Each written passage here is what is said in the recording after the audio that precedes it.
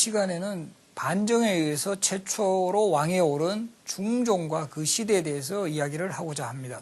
그리고 이 중종 시대 하면 항상 떠오르는 인물이 있는데 바로 조광조라는 인물입니다. 그래서 이 중종과 조광조 시대에 소위 성리학 이념에 입각한 조선 왕조를 만들기 위해서 다양한 개혁 정책을 실시한 이런 그 동기라든가 또 과정 그리고 그 의미들에 대해서 살펴보기로 하겠습니다.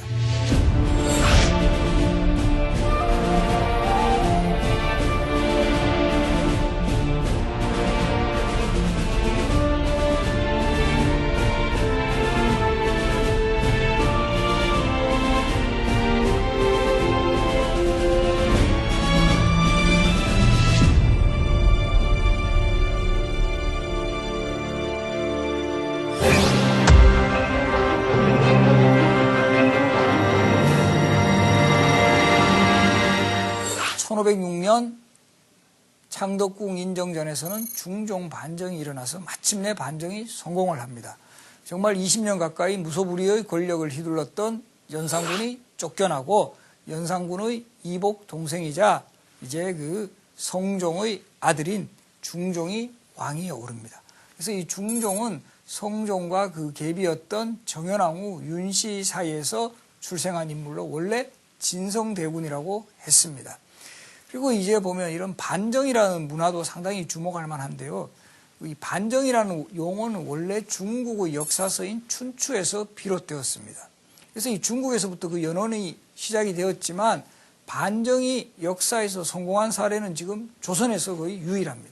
일본이라든가 중국 같은 경우에도 이제 그 소위 그 신하들에 의해서 권력을 잡는 그런 상황이 발생하는데 그런 경우 중국이나 일본은 그 실제 주도한 사람들이 권력을 잡아버려요. 뭐 주원장이라든가 조광윤이라든가 다 그런 케이스죠. 그런데 우리 역사에서는 이렇게 권력을 잡았더라도 정식 왕위 계승에 있어서 적합한 인물에게 왕위를 물려줘야 된다라는 이런 원칙 같은 것이 적용이 되었기 때문에 가장 왕계에 적합한 인물이었던 연산군의 이복 동생인 진성대군이 왕위를 이어받게 되는 것입니다. 바로 그분이 중종이죠. 그런데 이제 중종은 왕위에 올랐지만 아무래도 한계가 있었어요. 왜냐하면은 결국 반정 공신들의 힘에 의해서 소위 업혀온 왕이거든요. 추대된 왕이었기 때문에 중종 초반의 권력의 중심은 바로 이 반정 공신들에게 있었습니다.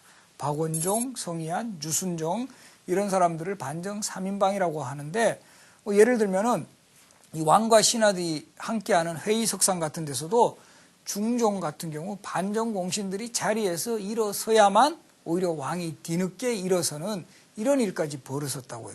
우리가 흔히 뭐 상식적으로는 당연히 왕이 일어서면 그 뒤를 따라가지고 신하들이 일어서야 되는데 그만큼 권력의 어떤 역학관계가 반정 공신들에게 쏠려 있었다는 것을 보여줍니다. 그러다가 이제 이 반정 공신들이 중종 10년을 전후한 시기에 다 사망을 하면서 본격적으로 이제 중종은 권력을 행사할 수 있는 위치에 서게 됩니다. 이런 시점에서 중종을 사로잡은 대표적인 인물이 있었으니 바로 그가 조광조입니다. 그래서 이 조광조라는 인물은 원래 이제 원래는 어떤 살인파하고는 별로 뿌리가 없었어요. 그러다가 이 무오사 때 평안도 희천이라는 곳에 귀향을 온 영남살인파의 핵심 인물인 김굉필이라는 인물에게서 학문을 배움으로써 살인파로서의 어떤 그 학문적 연원을 흡수를 하게 돼요. 그래서 이제 본격적으로 살인파로서의 행보를 시작하면서 조선이라는 나라는 철저하게 성리학 이념에 입각해서 그렇게 나라를 만들어야 되겠다라는 신념을 가지고 있었어요. 바로 그런 인물이 조광조였습니다. 이런 그 조광조가 중종의 그 총애를 받게 되는 결정적인 계기는 중종은 1510년에 사마시라 그래서 문과 즉 대과에 앞서 시행되는 1차 시험에서 일단 장원급제에서 주목을 받습니다. 그리고 그 사마시에 급제한 이후로 성균관에 가서 이 수학을 하는 과정에서 이때 중종이 성균관 유생들을 대상으로 보인 알성시라는 시험이 있었어요. 이 시험에서 중종이 책문이라 그래서 왕이 직접 문제를 내고 여기에 대해서 조광조가 답안을 씁니다. 이 대책이라고 하는데 이 답안이 상당히 이제 중종의 마음을 사로잡게 됩니다. 야, 이런 인물이 있었는가? 우리 그 조선에 이런 인물이 정말 있었구나 해서 중종이 파격적으로 조광조를 주목을 하게 되고 조광조를 뭐 요즘 표현으로 하면 초고속 승진을 시켜요. 그래서 계속적으로 이 권력이 올라가서 최종적으로는 그 사헌부의 대사헌, 지금으로 치면 검찰총장의 위치에까지 오르면서 바로 이 중종이 구상하였던 이런 그 정책, 그리고 또 조광조 스스로도 조선이라는 나라는 정말 성리학 이념에 입각한 그런 나라를 만들어야 된다. 도덕정치, 이상정치를 실천해야 되겠다라는 그런 신념을 확고히 했고 두 사람이 소위 호흡을 맞추면서 조선의 역사에서 가장 개혁적이라고 할 수 있는 이런 정책들을 수립을 하게 됩니다. 그래서 이 조광조라는 인물이 개혁 정치에 있어서 핵심적인 사항은 조선이란 나라가 성리학 이념에 입각해서 건국이 되었지만 이제까지 성리학 이념이 본격적으로 적용된 사례가 없어요. 오히려 그 뭐 왕자의란이라든가 세조의 왕위 찬탈과 같은 성리학적 이념에 비춰보면 전혀 다를 수 있는 이런 사건들이 여러 차례 발생하거든요. 이래서는 안 되겠다 해서 도덕 정치와 이상 정치를 본격적으로 실현하기 위해서는 조광조는 먼저 왕이 모범을 보여야 된다고 생각했어요. 그래서 중종이 먼저 철인, 이때는 밝을 철자를 써요. 우리 철학할 때 철자인데 이 철인이 되어가지고 왕이 주도해서 이 신하와 백성들에게 성리학 이념을 보급하고 그것을 실천하는 주체가 돼야 된다고 생각을 합니다. 그러려면 왕이, 현명한 왕이 되려면 어떻게 해야 된다? 지금도 우리 교육 중요합니다. 그래서 이 교육을 해야 된다. 그래서 당시에 왕과 신하가 함께 학문을 토론하는, 요즘으로 치면 과외 공부쯤 돼요. 이 경연이 있었습니다. 경연. 그래서 이 경연을 아주 활성화해야 된다 해서 조광조가 중종에게 가장 건의한 것 중에 하나가 왕께서 먼저 모범을 보이시려면 공부를 많이 하셔야 됩니다. 학문 활동을 많이 하셔야 됩니다. 그리고 또 이렇게 중종에게 경연을 강조한 또 다른 이유 중에 하나는 원래는요, 왕이 되기 전에 서연이라 그래서 왕세자 때부터 이미 과외 공부를 합니다. 제가 지난 시간에도 몇 번 말씀드렸지만 조선시대 왕세자 중에서도 이 경연을 게을리 해가지고 이 왕과 충돌한 사례가 몇 차례 있었다. 이 대표적으로 양녕대군과 같은 경우죠. 예나 지금이나 왕세자 나이 어리기 때문에 공부하라 그러면 다 하기 싫어합니다. 하기 싫어하고 정말 농땡이 부릴 생각도 하고 이런 왕도 마찬가지예요. 그런데 중종 같은 경우는 정식적인 세자의 자리에 있지 않았기 때문에 서연의 과정이 없었어요. 요즘으로 치면은 왕이 되기 전에 미리 공부하고 들어와야 되는데 공부한 그런 경험이 없으니까 특히 중종대왕은 공부 많이 하셔야 됩니다라고 조광조 세력이 그렇게 요청을 했고 중종도 처음에는 내가 성군이 되려면 참 공부 많이 해야 되겠구나 해서 경연에 대해서 서로 합의를 합니다. 그래서 조선시대의 경연은 아침에 하는 조강, 점심때 하는 주강, 저녁에 하는 석강, 그리고 심지어는 또 필요한 경우는 밤에도 하는 야대까지 포함하면 하루에 4번 있어요. 여러분들 하루에 1번, 2번 과외하기도 힘든 마당에 하루에 4번 과외 공부하는 거 쉽지 않아요. 그래서 이거를 계속 정말 밥 먹고 나면 공부, 또 공부, 또 공부, 밤에까지. 이러니까 처음에는 중종 열심히 합니다. 열심히 하고 우리가 예나 지금이나 공부라는 게 마찬가지죠. 그렇게 재밌는 것만 하는 게 아니에요. 전부 다 뭐 왕이 되려면 마음을 바로 잡으셔야 되고 옛날 정책 한번 다 살펴보셔야 되고 옛날에 어떤 왕들은 이런 말씀 남기셨고 맨날 이런 거 강의를 합니다. 힘들죠. 힘들지만 중종 꿋꿋이 참습니다.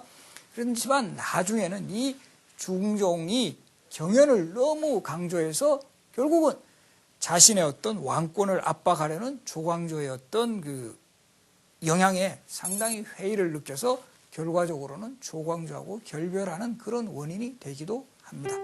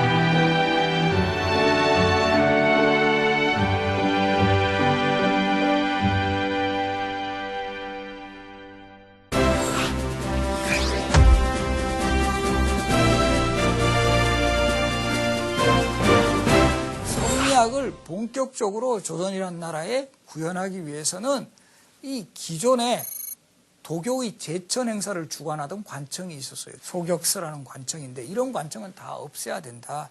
미신이라든가 음사 같은 거 이런 거에 사람들이 현혹되어서는 안 되고 철저히 성리학적인 질서에 의해서 나라가 바로 잡혀야 된다 해서 이 소격서를 폐지합니다. 지금도 우리 종로구에 가면 소격서동이라고 있는데요. 거기가 조선시대에 소격서가 있었던 그 위치라고 합니다.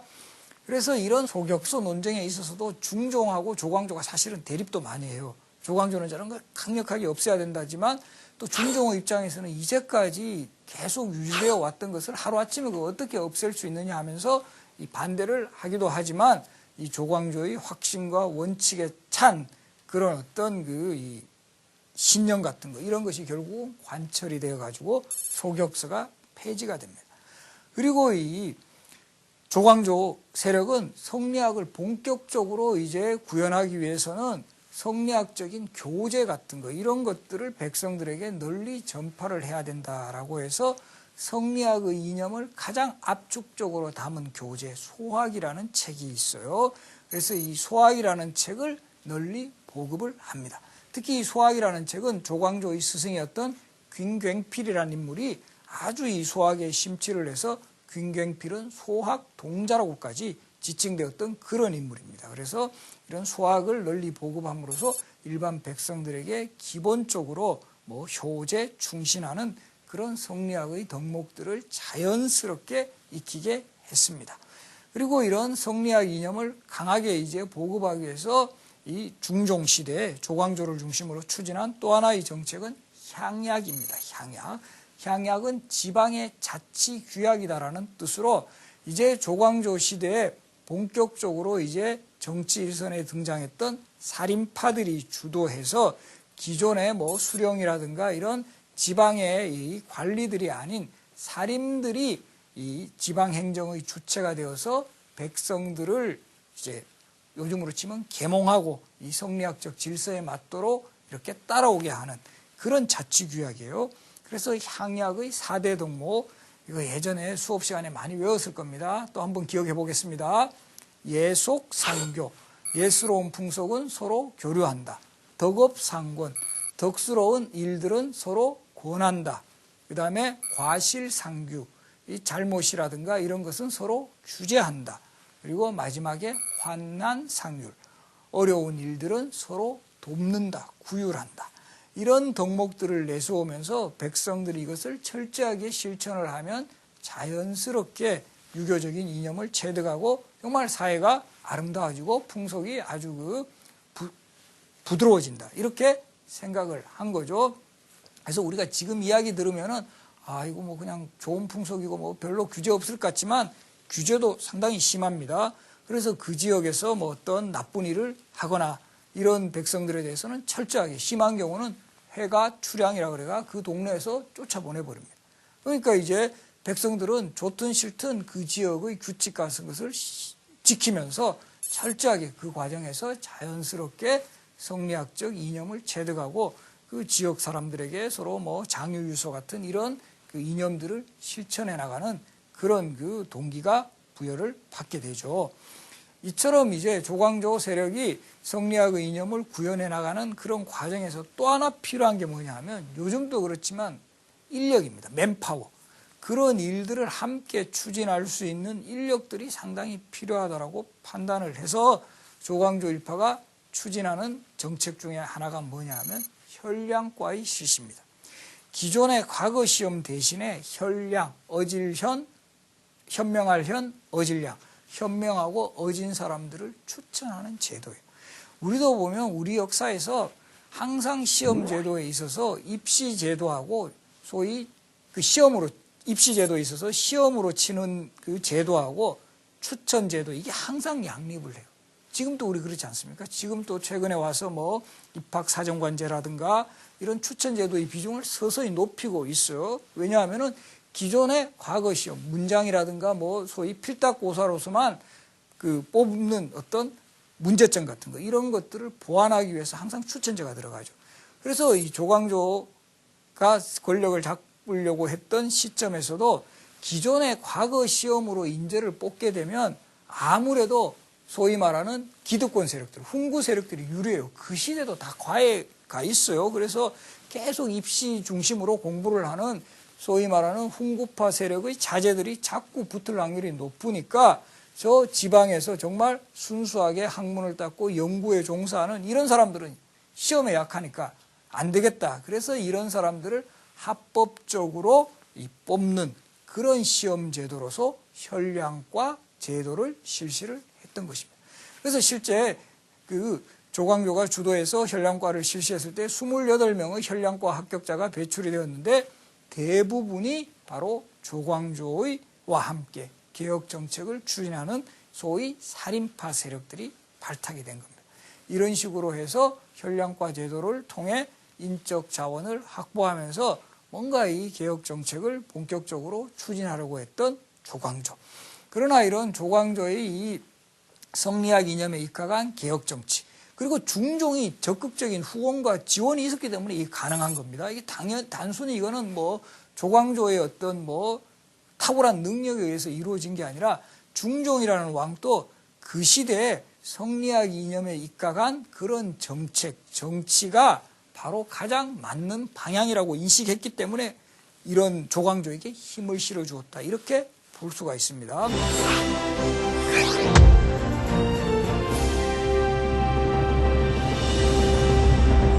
이런 부분을 이해할 수 있는 대표적인 사례 또 예를 하나 들어보겠습니다. 그래서 이 중종의 이 왕비 간택의 문제가 이런 문제하고도 직결이 되는데요. 중종은 가장 먼저 조선의 왕 중에서 최초로 외부 간택에 의해서 왕비를 선발한 왕이에요. 이게 뭐 그렇게 중요하냐 이렇게 생각하실 분도 있지만 중종 이전까지 조선의 왕비들은 다 후궁 출신 중에서 특히 이제 정비부터 시작해가지고 정비는 이제 세자빈 때 소위 간택에 의해서 뽑혔지만 계비를 뽑는 원칙에 있어서는 중종 이전까지는 다 후궁 출신 중에서 뽑았어요. 그래서 중종 같은 경우도 첫 번째 계비였던 장경왕후 윤씨 같은 경우도 후궁 출신입니다. 그러다가 두 번째 계비인 문정왕후 윤씨를 선발할 때는 처음으로 외부 간택에 의해서 왕비를 선발을 하고 또 조선시대 혼례에 있어서 가장 유교 이념이 적용되는 혼례 방식이 뭐냐면 친형의식이에요. 왕이 친히 왕비를 맞이하러 감 이런 뜻인데 이것도 뭐가 그렇게 중요하냐 이렇게 생각하시는 분들도 계시지만 조선시대는 이전까지는 아까도 말씀드렸지만 그냥 후궁 출신 중에서 요즘 표현으로 하면 인턴 사원 중에서 이제 왕비 후보를 선발을 했다가 이제 외부 간택에 의해서 선발을 하고 그 다음에는 유교 이념에 맞게 왕비를 친히 맞이하러 갑니다. 이거는 뭐냐면 그 이전까지만 해도 혼례 풍속에서는 남기 여가혼이라 그래가지고 혼례에서는 남자가 일반 사대부가 경우 같은 경우는 여자 집에 그냥 가는 거예요. 그래서 우리도 그런 말 있죠. 장가가다 그럽니다. 장가를 가는 겁니다. 그러다가 이제 본격적으로 조선 중기 이후에 시집 오다가 되는 겁니다. 이제 성리학적 이념에서 가장 중심되는 그런 논리 중에 하나가 남녀 유별이에요. 거기다가 남자는 뭐 그런 말까지 있지만 하늘, 여자는 땅 이런 말이 있을 정도로 남자의 지위가 매우 우세합니다. 그래서 우리 조선 전기 특히 고려시대까지도 이런 남기 여가혼의 풍습이 상당히 오랫동안 지속이 되었지만 조선 중기부터 본격적으로 양반 사대부가에서도 친형의식이 정착돼요.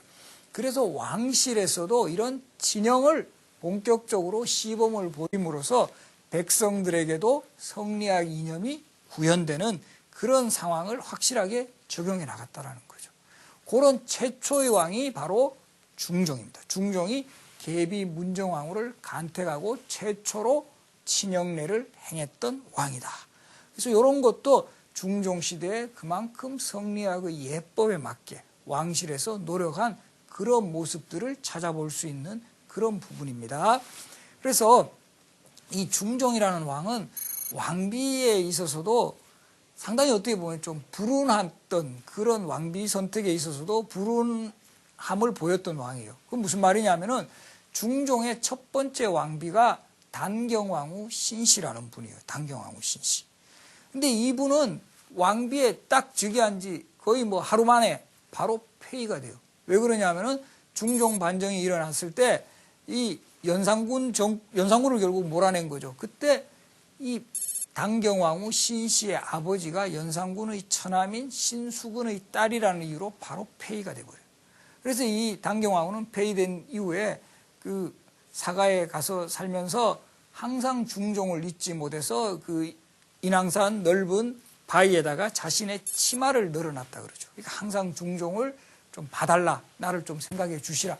그래서 그 인왕산 치맛바위에 전설 이야기가 담겨있는 바로 그 왕비가 당경왕후 신씨입니다.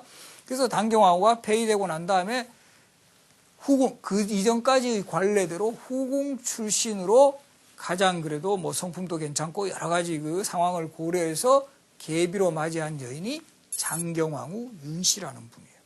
그래서 이 장경왕후 윤씨가 나중에 중종의 후계자인 인종을 낳게 되는 거고, 장경왕후 윤씨가 돌아가신 이후에 바로 두 번째 계비 문정왕후 윤씨를 맞을 때 처음으로 외부 간택 그리고 친형례가 행해졌다는 거예요. 이거 꼭 기억하시고, 바로 이 문정왕후는 명종의 어머니였고, 명종이 왕위에 올랐을 때 수렴청정을 하면서 여걸의 이미지, 여주의 이미지를 대표적으로 보인 왕이 바로 중종의 두 번째 계비인 문정왕후였다.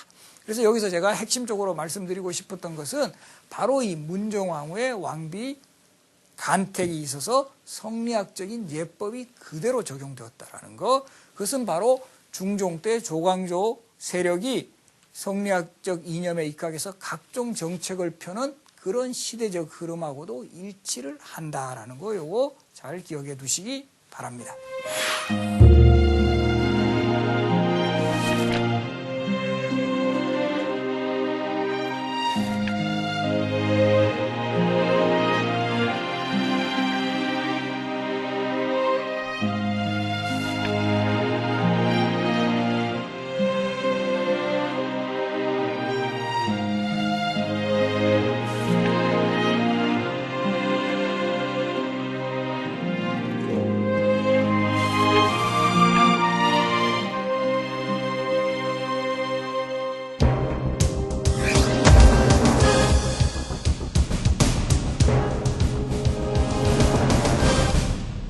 이렇게 중종은 조광조와 호흡을 맞춰가면서 정말 조선이란 나라를 성리학적 이념이 구현이 되는 그런 도덕국가로 분명히 만들고는 싶어 했어요.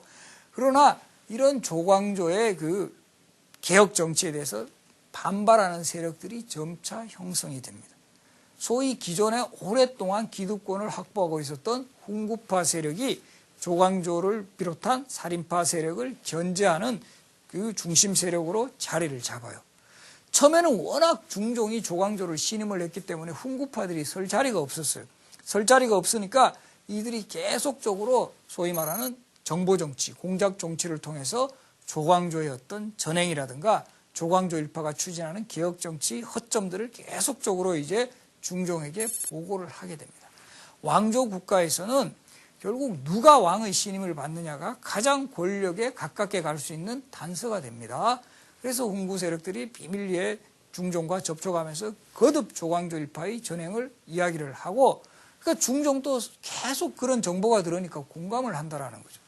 대표적으로 경영 같은 거에 대해서도 정말 자기는 충정도 하기 싫었겠죠. 하루에 4번 과외 정말 좀 힘들어 죽겠는데 매번 와서 왕은 항상 뭐 마음을 바로 잡으셔야 되고 어지셔야 되고 항상 뭐 백성들을 생각하시고, 또 보면은 중종 때는요 지진도 상당히 일어났어요.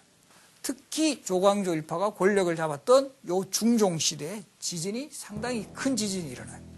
그래서 심지어 실록 기록에 보면은 이 중종하고 왕하고 신하들이 궁궐안에서 회의를 하다가 이거 지진 때문에 막 요즘으로 치면 막 숨고 막 대피하고 이런 장면이 나와요. 그래서 이것 때문에도 되게 고민이 많아져요. 지진이 일어나고 이러니까 그때마다도 조광조 등은 경연에서 이 지진이 일어나는 것도 왕이 마음을 바로 잡지 않으셔서 그렇습니다. 이런 식으로 자꾸 이야기를 하거든요. 중종 짜증나죠. 뭐 자기가 별로 잘못한 것도 없는 것 같은데 지진이 일어나도 뭐 왕이 잘못해서 그렇고, 홍수 일어나도 왕이 잘못해서 그렇고, 가뭄이 일어나도 왕이 잘못되시고 항상 백성을 생각 안 하니까 그렇다고 이 스트레스가 엄청 쌓인다라는 거죠. 그런 그 과정에서 계속 훈구파 대시들은 조광조가 야망이 있다. 이런 이야기를 하니까 중종도 가만히 생각하니까 이게 내가 왕이야, 저 조광조가 왕이야, 이런 생각을 하게 된다라는 거죠. 그죠? 그러다가 결정적으로 궁궐에서 또 하나의 큰 사건이 터집니다. 그건 뭐냐 하면은 궁궐에서 이 훈구파 대신들이 기획을 해가지고 이 나뭇잎에다가 주초위양이라는 네 글자를 써놔요. 우리가 달릴 주자에다가 요거 불초소생할 때 그 초자에다가 위, 할위자, 왕왕자 요 네 글자를 딱 써가 붙이면 주하고 초를 연결시키면 조씨가 되거든요. 조씨가 왕이 된다. 이거를 이제 궁궐 나뭇잎에다가 그 글자를 쓰고 뿔을 묻혀 놓으니까 벌레들이 지나가면서 그걸 갉아먹으니까 그 나뭇잎 자리에는 주초위양이라는 네 글자만 선명하게 나오거든요. 그때도 조선시대에도 호들갑 떠는 궁녀들 많았을 겁니다. 그죠? 가가지고 이거 막 이런 거 놨다 그러면서 쫙 퍼지는 거죠. 요즘에 우리 인터넷에서 쫙 퍼지듯이 그 이야기가 궁궐뿐만 아니라 일반에까지 쭉 퍼지면서 조광조가 왕이 되려고 하나 봐. 이런 소문들. 물론 중종도 이거는 그냥 하나의 해프닝이라고도 분명히 생각이 들면서도 계속 그런 보고가 오고 있는 상황에서 조광조가 정치적 야심이 있는 그런 인물이다라는 그런 보고가 이어지는 상황에서 중종도 완전히 넘어갈 수만은 없었다라는 거죠. 그래서 마침내 1519년에 이 훈구 대신들을 부른 자리에서 조광조를 전격적으로 조광조를 파직시키고 조광조를 체포시키라는 그런 체포해라는 명을 내립니다. 바로 이 1519년 11월에 시작된 기묘사의 서막입니다.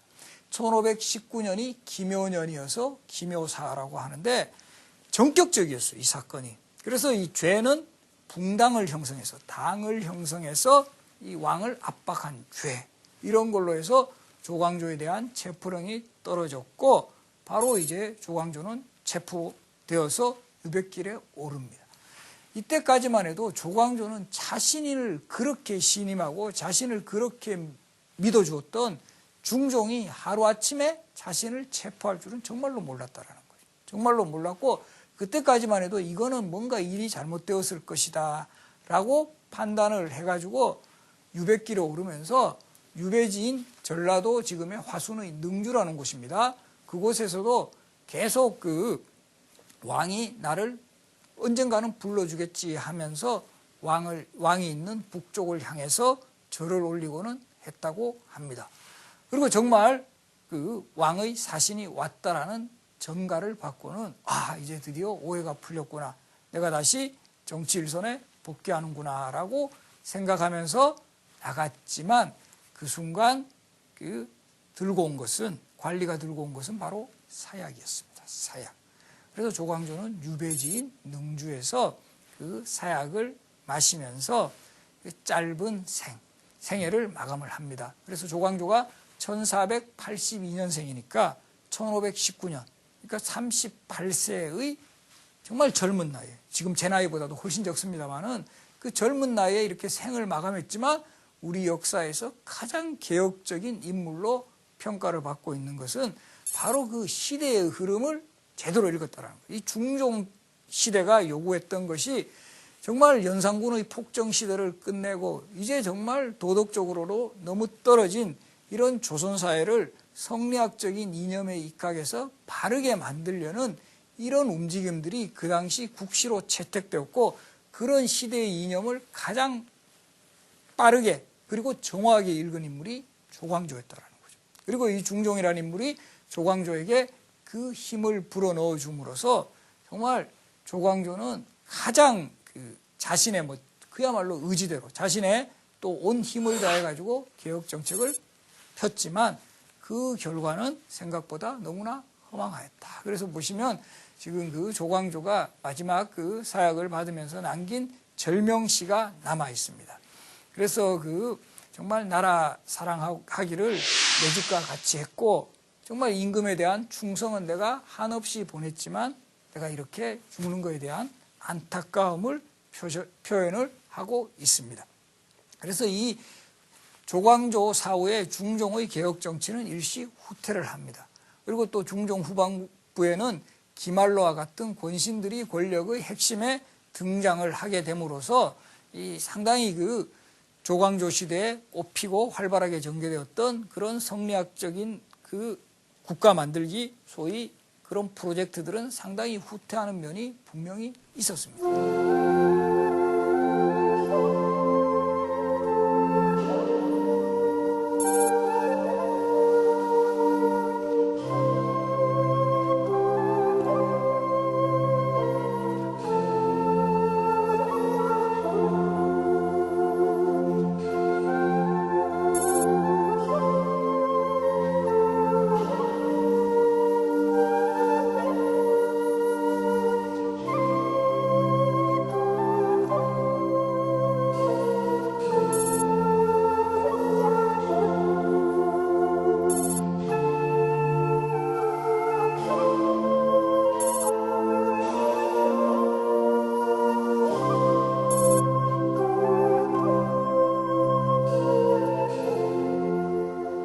중종 사후에는 또 왕위 계승을 둘러싸고도 상당한 분쟁이 일어납니다. 그 단서가 되었던 것은 중종이 첫 번째 그 계비로 맞이했던 장경왕후 윤씨에게서 아들을 출산을 합니다. 그분이 바로 인종이 되는 거고, 그 다음에 이 두 번째 계비였던 문정왕후 윤씨에게서 낳은 아들, 바로 이 명종이 역시 이제 태어나면서 두 사람 간의 후계자 계승을 둘러싸고도 치열한 이런 그 소위 정쟁이 있었어요. 특히 인종 같은 경우 인종의 그 외삼촌인 유님이라는 사람이 상당히 이제 정치적 영향력을 행사할 수 있었고, 그리고 이 명종의 외삼촌은 윤원영이라는 사람이 있었어요. 역시 외삼촌으로서 상당히 이 권력지향적인 인물이었고, 또 명종에게는 누구보다도 든든한 역을 문정왕후가 있었습니다. 그래서 먼저 중종의 후계자는 인종으로 이제 왕위가 계승되면서, 사실 인종이라는 왕은 왕자 시절부터도 상당히 이 살인파들하고 교분을 가지고 있었기 때문에 마치 조광조 시대에 전개되었던 것처럼 살인파들이 본격적으로 진출해서 뭔가 다시 조선이란 나라를 좀 더 이 도덕국가, 성리학이 지배하는 국가로 만들려는 그런 움직임이 전개되었지만, 인종 역시 불과 짧은 1년 남짓한 짧은 재위기간을 마지막으로 사망을 합니다. 그리고 그 인종의 뒤를 이어서는 역시 이복 동생인 명종이 문정왕후와 윤원영의 든든한 후원 아래 왕위에 오르면서 또 한 번 사화의 시대를 연출을 합니다. 그것은 왜 그러냐면은 인종은 상당히 살인파들하고 교분이 두터워서 이 살인파들을 중심으로 이제 전국을 운영하려고 했던 데 비해서 바로 이 문정왕후와 윤원영은 소위 외척이 주도하는 그런 정치 형태를 만들려고 했던 그런 세력들이에요. 그래서 결국은 명종의 즉위함과 더불어 명종을 등에 업은 문정왕후, 윤원영들이 다시 한번 살인파들에 대해서 철저한 정치적 보복을 가합니다. 이때 명종이 즉위한 해가 1545년의 을사년이었기 때문에 우리는 이 시대를 을사사화 시대다 이렇게 이야기를 합니다. 결국은 중종의 후계자 문제를 둘러싸고 인종과 명종이 다투는 과정에서 결국 다시 한번 사화를 맞이했다. 그래서 크게 이제 정리를 다시 한번 하면은 1498년 연산군 시절에 일어났던 무오사와 1504년 갑자사. 연산군이라는 왕은 뭐 폭군의 정말 중심답게 연산군 시대에 두 차례의 사화가 있었습니다.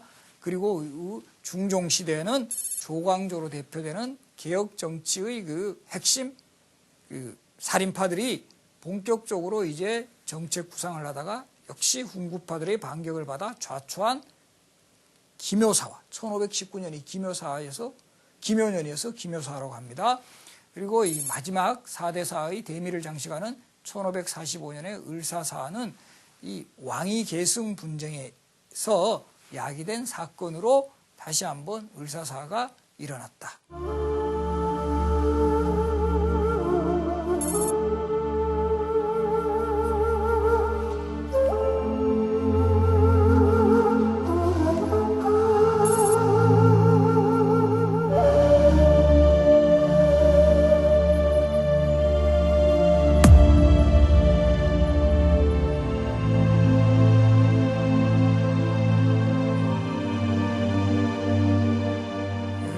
시간에는 이 조선시대 가장 이제 이 성리학적 이념이 구현되는 그런 시대를 만들기 위해 노력했던 중종과 조광조의 개혁 정치, 그리고 그것이 가지는 의미, 그리고 또 개인적으로는 지금도 뭔가 무덤으로만 본다면 조금은 불운한 위치에 있는 중종의 무덤이 홀로 있게 된 사연, 이런 거에 대해서 살펴보았습니다.